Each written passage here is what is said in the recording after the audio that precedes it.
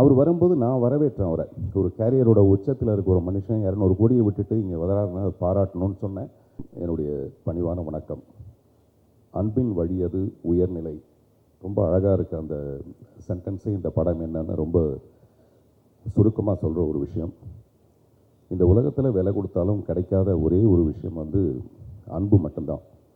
இப்போ இந்த மேடைக்கு நாங்கள் எல்லாம் வரோம்னா மீரா கதிரன் அவர்கள் மேலே நாங்கள் வச்சுருக்கிற மிகப்பெரிய ஒரு அன்பு. நாங்கள் யாரும் பேசணும்னு அவசியமே இல்லை, இங்கே வந்து சேர்ந்துட்டாலே போதும். நான் வந்து நிறைய விஷயத்த பாக்யராஜ் சார்ட்ட வந்து காப்பி அடிச்சிருக்கேன். முதல்ல நம்மளை பேச கூப்பிட்டா என்ன பேசுறதுன்னு யோசித்தேன். அதில் பாக்யராஜ் சார் ஒரு லீடு கொடுத்துருக்காரு. இங்கே சினிமாவை சுவாசிக்கிறவங்க டெஃபினட்டாக ரொம்ப ரொம்ப கம்மி. அதில் ஒருத்தர் இயக்குனர் ராம். நான் மீரா கதிரவன் சொல்லுவேன்னு வச்சுங்களா. அவர் வந்து மிஸ்டர் ராம் வந்து ஒரு மாதம் 1.5 மாதத்துக்கு முன்னாடி எனக்கு ஒரு ஃபோன் பண்ணி, ஹபீபின்னு ஒரு படம் இருக்குது, நீங்கள் மிஸ் பண்ணவே கூடாது, அவசியம் பார்க்கணும். இந்த மாதிரி கொஞ்சம் கலைஞர்கள் இருக்காங்க. சில பேர் வந்து இந்த மாதிரி ஒரு நல்ல படத்தை பார்த்தோம்னா அந்த படத்தை கொண்டு எப்படியாவது சேர்க்கறதுக்கு நம்மளால் முடிஞ்ச ஒரு சின்ன உதவியாவது செய்ய முடியுமோ அப்படின்னு நம்ம எல்லாருமே அதில் முயற்சி பண்ணுவோம். மீரா கதிரவன் அந்த மாதிரி நல்ல படங்களை மட்டுமே எடுக்கிறதுங்கிறது அவருடைய தீவிரமான ஒரு முயற்சி. அதுக்காக நிறைய கடுமையான கஷ்டங்கள் இருக்கும். நேற்று கூட ஒரு லஞ்ச் மீட்டிங்கில் நான் பேசிகிட்டு இருக்கும்போது என்னோடய நண்பர் ஒருத்தர் என்ன பெருமையாக சொன்னார், இவருக்கு இந்த மாதிரி ஒரு வியாதி இருக்குது, வேறு மாதிரி ஏதாவது வித்தியாசமாக படங்கள் பண்ணணும்னு சொல்லி தான் இவர் மாட்டிக்கிட்டார். இல்லாட்டி கமர்ஷியலாக படம் பண்ண ஆரம்பிச்சிருந்தார். அவர் நிறைய வசதி வச்சுருப்பார், நிறைய காசு வச்சுருப்பாருன்னு. சில பேருக்கு வந்து என்ன தோணுதோ, அந்த நம்ம சினிமாவுக்கு வந்தது காசு சம்பாதிக்கிறதுக்கு, பணம் சம்பாதிக்கிறத மீறி இந்த கலையை கொண்டு வந்து அழகாக சேர்க்கறதுக்கான நம்மளால் முடிஞ்ச ஒரு சின்ன முயற்சி. அதை தொடர்ந்து மீரா கதிரவன் ரொம்ப அழகாக பண்ணிகிட்டு இருக்காரு. தொடர்ந்து இந்த படத்தில் கூட பார்த்தீங்கன்னா கேமரா முன்னாடி வந்து நடிகர்கள் நடித்த மாதிரியே இருக்காது. அந்த வீட்டுக்குள்ளே நம்ம கொண்டு போய் கேமரா வச்ச மாதிரி, அல்ல அந்த ஊருக்குள்ளே நம்ம கொண்டு போய் கேமரா வச்ச மாதிரியான ஒரு தோற்றம். அவ்வளவு இயல்பான ஒரு படம். இந்த அன்பை பற்றி நான் சொல்லும்போது, இன்றைக்கி சாயங்காலம் நடந்த ஒரு நிகழ்ச்சி, தயாரிப்பாளர் ராஜன் அவர்கள் வந்து தற்கொலை பண்ணிகிட்டு இருக்காருன்னு ஒரு கேள்விப்பட்டு மனசு ரொம்ப ஒழுங்கி போச்சு. தேனப்பன்ட்ட கேட்டேன், என்ன சார் அவருக்கு ப்ராப்ளம்னு. அவர் சொன்னார், அவருக்கு வசதியெலாம் நிறைய இருக்குங்க, அவர் தனியாக ஒரு ரூமில் மட்டுமே இருப்பார், அவர் வீட்டுக்கெல்லாம் போகிறதில்லைன்னு. ஒரு குறிப்பிட்ட வயசுக்கு அப்புறம் என்ன தேவைன்னா அன்பான ஒரு பரிமாற்றம் வேணும். யாருக்கிட்டையாவது அன்பாக 4 வார்த்தை பேசுகிறதுக்கான ஒரு வாய்ப்பு இருந்ததுன்னு வச்சுங்களேன், நிச்சயமாக அவர் இந்த முடிவுக்கு வந்திருக்க மாட்டார். இன்றைக்கி வந்து சோஷியல் மீடியாவில் இருக்கிற பிரச்சனைகள் வந்து ஒவ்வொருத்தரையும் நெருக்கி தள்ளி தற்கொலை பண்ணிக்கிற அளவுக்கு கொண்டு போய் தூண்டி விட்டுடுது. அப்படி இருக்க நேரத்தில் ஒருத்தருக்கு ஒருத்தர் அன்பு காட்டுறது ரொம்ப அவசியமான ஒரு விஷயம். இன்று மாலை கூட எனக்கு அது என்னால் ஃபீல் பண்ண முடியுது. அப்படி நமக்கு நம்மளே கலைஞர்கள் எல்லாரும் சேர்ந்து ஒரு அன்பு காட்டுறது தான் மீரா கதிரவனுடைய இந்த படம் வெற்றி அடையணுங்கிறது. அவர் இன்னும் தொடர்ந்து நல்ல படங்கள் பண்ணுறதுக்கான ஒரு நல்ல வாய்ப்பை ஏற்படுத்தி கொடுக்கும். சாம் சிஎஸ் வந்து இந்த படத்தோடு ஒன்றிய நல்ல பாடலில் கொடுத்துருக்காரு. மகேஷ் முத்துசாமி நான் சொன்ன மாதிரி இயல்பான ஒரு ஊரை நம்மக்கிட்ட காமிச்சிருக்காரு. கஸ்தூர்ராஜா அவர்கள்கிட்ட நான் எதிர்பார்க்கவே இல்லை. நான் அவருக்கு ஒரு பெரிய நன்றி கடன் பட்டிருக்கேன். 1000ல் ஒருவன் ஒரு படம் வந்து எனக்கு கிடைச்சதுக்கான ரொம்ப முக்கியமான ரீசன் வந்து மிஸ்டர் கஸ்தூர்ராஜா. எப்போயுமே ஒரு படத்தை நான் அக்செப்ட் பண்ணிக்கும் போது நிறைய அதில் ஏதாவது முரண்கள் இருக்கும், பிரச்சனைகள் இருக்கும். அது எல்லாத்தையும் சரி பண்ணி அந்த படத்தில் என்னை நடிக்க வச்சதுக்காக நான் நிறைய அவருக்கு நன்றி கடன் பட்டிருக்கேன். இந்த படத்தில் ரொம்ப ரொம்ப இயல்பாக தன் மனைவிக்கிட்ட எப்படி நடிப்பாரோ அந்த மாதிரி ரொம்ப இயல்பாக நடிச்சிருக்காரு இந்த படத்தில். பாருங்கள் எவ்வளோ அர்த்த புஷ்டியாக சிரிக்கிறாங்க பாருங்கள். கொஞ்சம் கூட மிகையாகவே இல்லைங்க, அவ்வளோ யதார்த்தமாக இருக்கு நடிப்பு. இதை விட வேறு என்ன உதாரணம் சொல்கிறதுன்னு எனக்கு தெரியல. ஸோ எல்லாமே ரொம்ப சிறப்பாக இருந்தது. இன்னும் நிறைய பேர் இந்த படத்தை பற்றி பேச போகிறாங்க. அதுக்கிடையில் எங்கள் வீட்டு பிள்ளை, நம்ம ஊர் பிள்ளை போய் எங்கேயாவது பெருசாக சாதிச்சா நம்ம எப்படி பெருமைப்பட்டுக்குவோமோ அந்த மாதிரி நம்மளுடைய மாண்புமிகு தமிழக முதல்வர் திரு விஜய் அவர்களுக்காக நம்ம இங்கேருந்தே ஒரு வாழ்த்து சொல்லணும்னு ஆசைப்பட்றேன். என்ன காரணம்னா, அது வந்து ஒரு ஒன்மேன் ஷோ. தனிப்பட்ட ஒரு மனிதராக அவருக்கு அவ்வளோ பெரிய பக்கபலங்கள் எதுவுமே இல்லாமல், அவர் மேலே யாருக்குமே நம்பிக்கை இல்லாமல், ஒரு தனி மனிதனுடைய நம்பிக்கை ஜெயிச்சு இன்றைக்கி இவ்வளோ தூரம் அவர் வரும்போது நான் வரவேற்றேன் அவரை. ஒரு கேரியரோட உச்சத்தில் இருக்க ஒரு மனுஷன் 200 கோடியை விட்டுட்டு இங்கே வராருன்னா பாராட்டணும்னு சொன்னேன். அதை பற்றி நான் நிறைய எதிர்கருத்துக்கெலாம் இருந்தது. ஆனால் இன்றைக்கி கேரியரோட உச்சத்தில் இருந்து சிஎம் ஆகி இன்றைக்கி மத்தியானம் கேரியரில் சாப்பாடு எடுத்துகிட்டு வர ஒரு அரசு ஊழியர் மாதிரி காலையில் கரெக்டாக 9:30க்கு வராரு, சாயங்காலம் வரைக்கும் இருக்கார். அதெல்லாம் ரொம்ப ஆச்சரியமாக நிறைய பேருக்கு வந்து ஒரு பிரமிப்பாக இருக்கும், அந்த 4 நாளைக்குள்ளே இவ்வளோ பண்ணுறாருன்னு. அவர் நிறைய பண்ணணும். இப்போ கமல் சார் கூட பார்த்து ஒரு 6 விண்ணப்பங்களை கொடுத்துருக்காருன்னு சொல்கிறாரு. சிறுபான்மை மக்களுக்கு நிறைய நல்ல விஷயங்களை பண்ணணுங்கிறது அவருடைய எண்ணமாக இருந்தால், இந்த சிறுபான்மை மக்கள் சினிமாவில் யாருன்னா இந்த சின்ன படங்கள் எடுக்கிறவங்க, நல்ல படங்களை ரிலீஸ் பண்ணுறதுக்கு வாய்ப்பு இல்லாமல் நிறைய போராட்டம் ஒன்று இருக்கும். அப்படிப்பட்ட படங்களுக்கு இந்த அரசாங்கம் நிச்சயமாக உதவணுங்கிறது நம்மளுடைய ஒரு அன்பான வேண்டுகோள். இந்த படத்தை கூட நேசம் ப்ரொடக்ஷன்ஸ்னு பண்ணியிருக்காங்கன்னு நினைக்கிறேன். நேசத்தை ப்ரொடியூஸ் பண்ணுறது தான் ரொம்ப கஷ்டம். நேசம் ப்ரொடக்ஷன்ஸ் இந்த படத்தை பண்ணுறதுங்கிறது இந்த படத்தோட கருத்துக்கு ரொம்ப சரியான ஒரு விஷயம் நினைக்கிறேன். மீரா கதிரவனுக்கு மீண்டும் ஒரு முறை என்னுடைய அன்பான வாழ்த்துக்களும் பாராட்டுகளும். நன்றி. ரொம்ப ஒரு அற்புதமான ஒரு தருணம்.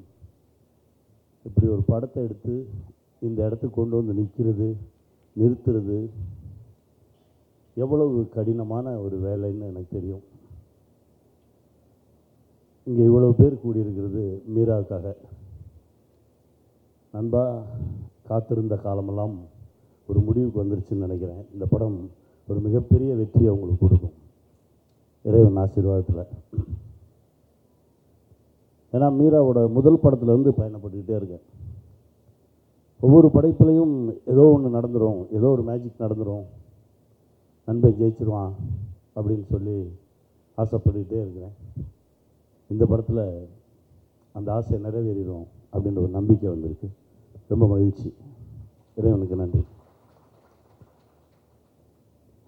ஒரு உணர்வுபூர்வமான ஒரு படைப்பை பார்த்த மாதிரி இருந்தது. ஏன்னா படம் நான் பார்க்கல, 2-3 முறை கூப்பிட்டாங்க, நான் இங்கே இல்லை. இந்த ட்ரெய்லர்ஸ் பார்த்ததில், அந்த சாங் பார்த்ததுலேயே ரொம்ப ஒரு ஆழமான ஒரு அன்பை போதிக்கக்கூடிய ஒரு படைப்பாக தெரியுது. மீரா கதிரவன் இயக்குனர், சாம் சிஎஸ் இசை, படத்தோட பேர் ஹபீபி. சந்தோஷமாக இருக்குது. ஒரு பெரிய தேசிய ஒருமைப்பாடு படைப்பிலே இருக்குது. இப்போது இந்த சமூகத்துக்கு தேவையான ஒரு படைப்பு அப்படின்னு நான் நினைக்கிறேன். என் தம்பி சாம் சிஎஸோட இப்போ ஒரு படம் ஒர்க் பண்ணிகிட்ருக்கேன். அப்படி ஒரு வேலைக்காரனை பார்க்கவே முடியாது. உனக்கு என்ன வேணும் அப்படின்னு கேட்டு என் முன்னாடியே இசையமைத்த ஒரு இயக்குனர். தம்பி வாழ்க, இன்னும் நிறைய கதவுகள் உங்களுக்காக காத்துட்ருக்கு. வாழ்த்துக்கள். அப்புறம் எங்கள் ஐயா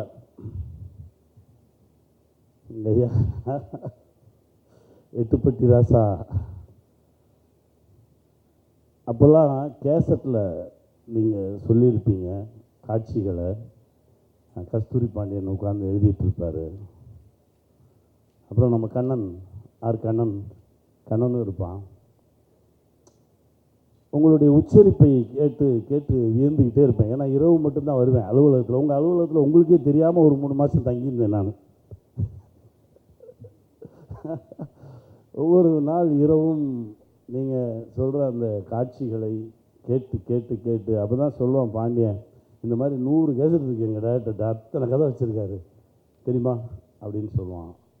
அந்த ஏற்ற இறக்கங்கள், நீங்கள் கோபமாக பேசுகிறது, காதலோடு பேசுகிறது, அன்போடு பேசுகிறது, இது எல்லாத்தையுமே கேட்டு இவருக்குள்ளே இவ்வளோ ஆழமான ஒரு நடிகன் இருக்கானே நான் வியந்திருக்கேன்.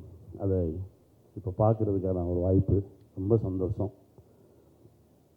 இப்போவும் உங்களை பார்த்தோன்னே தான் ஞாபகத்துக்கு, இந்த ஆஃபீஸில் கோபின்னு ஒரு பையன், ஆத்தா காசு கொடுக்கும், அவன் சாப்பாடு வாங்கிட்டு வருவான். சாப்பாடும் கொடுத்துட்டு ஒரு 10 ரூபா கையிலையும் கொடுப்பான். போனேன் இப்போது ட்ரை பண்ணு, இங்கேயே சுற்றி வராத, இங்கே நிறைய பேர் இருக்காங்க, உனக்கு இங்கெல்லாம் வேலை கிடைக்காது அப்படின்னு சொல்லி அனுப்பிச்சி விடுவான். அதெல்லாம் நினைவுக்கு வந்தது. காலம் ரொம்ப நிறைய விஷயங்கள் நமக்கு கற்றுக் கொடுக்குன்னு சொல்லுவாங்க. ரொம்ப பக்கத்திலே தான் இருந்திருக்கோம். உங்களுக்குள்ளே இருந்த அந்த நடிகன் ரொம்ப ஆழமாக இந்த திரைப்படத்தில் வெளியே வந்திருக்கான் அப்படின்னு நான் நம்புகிறேன். ஒரு மிகப்பெரிய ஒரு வெற்றியை இந்த படம் தொடும். அதற்கு இறைவன் அருள் புரியட்டும். வாழ்வோம், வெல்வோம். அனைவருக்கும் வணக்கம். ஒரு இசை வெளியீடு என்பது இசையமைப்பாளர் மற்றும் பாடலாசிரியருக்கான தினம்.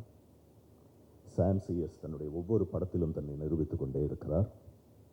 யுகபாரதியின் பாடல்களை கவிதை போல் வாசிப்பதில் அலாலின் ஆட்டமுடையவன் நான். அவர்களுக்கு என்னுடைய பாராட்டுகளும் வாழ்த்துகளும். பொதுவாக ஒரு படம் ரிலீஸ் ஆனதற்கு அப்புறம் இன்ஃப்ளூயன்சர்ஸ் அதை பற்றி பேசுவது, அலசுவது என்பதெல்லாம் வேறு.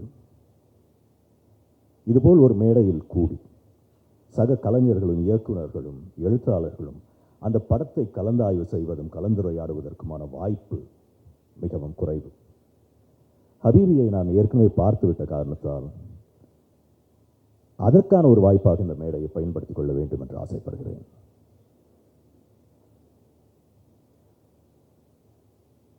இந்திய சினிமாவின் வணிக கட்டமைப்பில் தொடர்ந்து ஏற்பட்டு கொண்டே வருகின்ற மாறுதல்களின் காரணமாக இயக்குநர்களும் கலைஞர்களும் தயாரிப்பாளர்களும் ஃபார்முலாக்களையும் ட்ரெண்டுகளையும் தொடர்ந்து ஓடக்கூடிய ஒரு அழுத்தத்திற்கு ஆளாகி கொண்டே இருக்கிறார்கள். ஆனால் இன்னொரு விதமான சினிமா உண்டு. அது நம் வாழ்வியலுக்கு மிக அணுக்கமாக இருக்கக்கூடிய சினிமா. நம் மனதை வருடக்கூடிய, தொடக்கூடிய, பாதிக்கக்கூடிய கதைகளை சுமந்து வரும் சினிமா என்பதை ஞாபகமூட்டுகின்ற ஒரு படம்தான் ஹபீபி.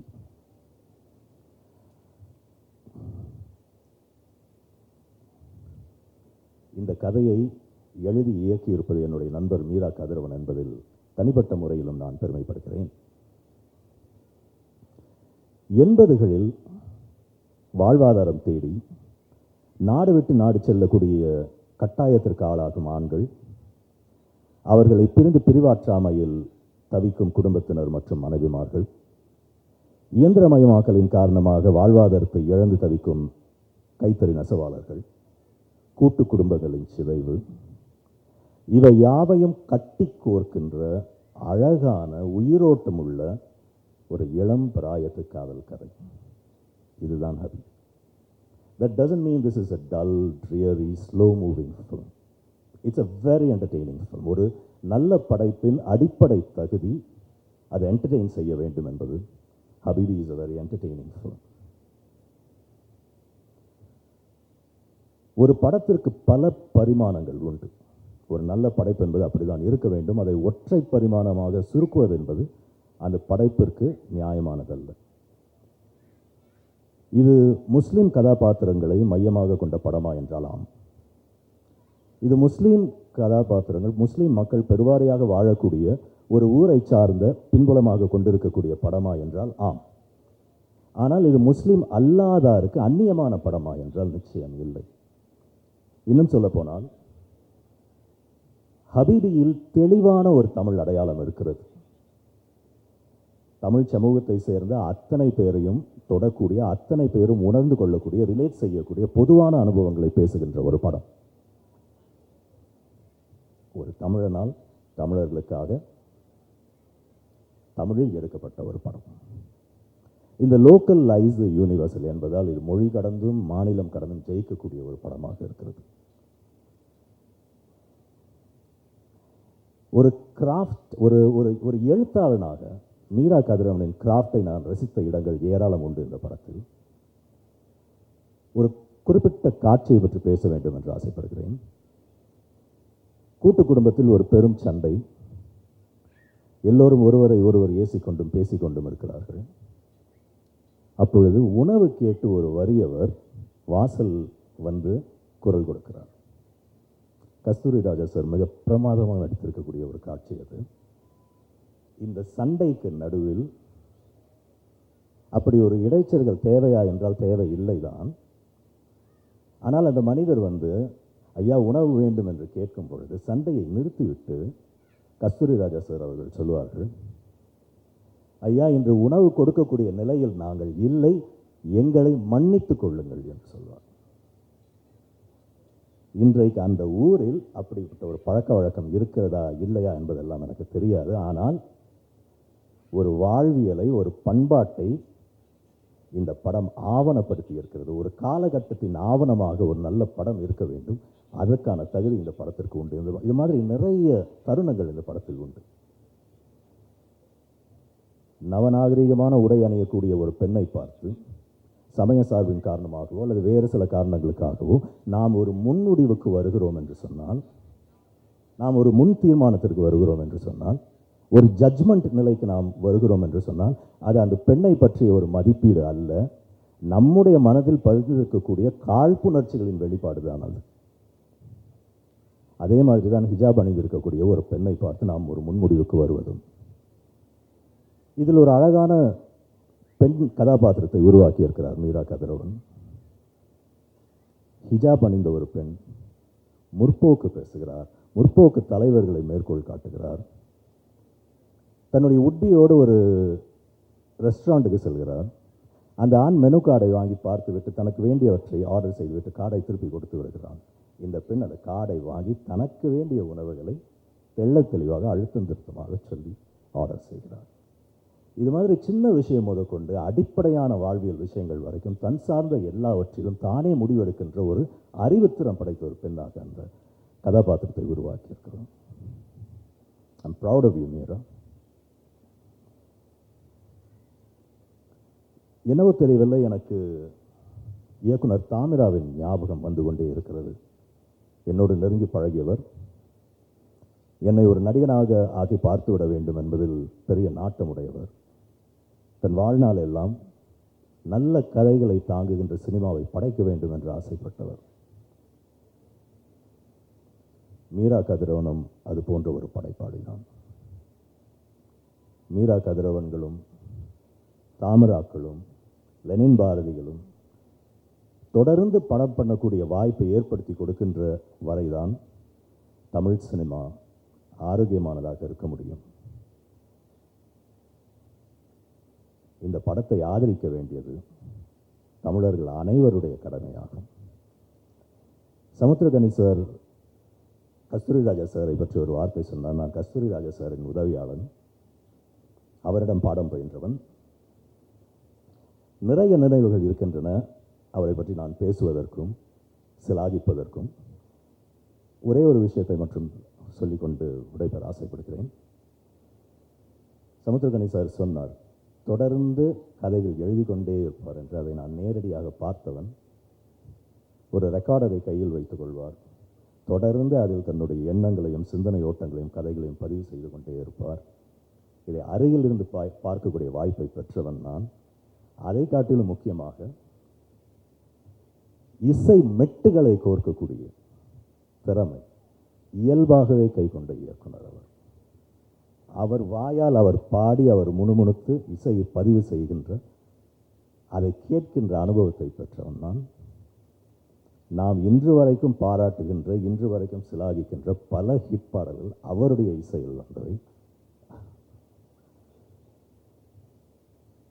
ராகுலை பற்றி ஒரு வார்த்தை. பொதுவாக ஒரு படம் வெற்றி பெறுமா தோல்வி பெறுமா என்பதை, ராகுல் வந்திருக்கிறாரா இங்கு, வெற்றி பெறுமா தோல்வி பெறுமா என்பதை தெளிவாக துல்லியமாக தீர்மானிக்கக்கூடிய நபர்களில் அவர் ஒருவர். அவர் இந்த படத்தை வெளியிடுவதற்கு முன் வந்திருப்பது ஒரு மிகப்பெரிய பலம் என்று நான் கருதுகிறேன்.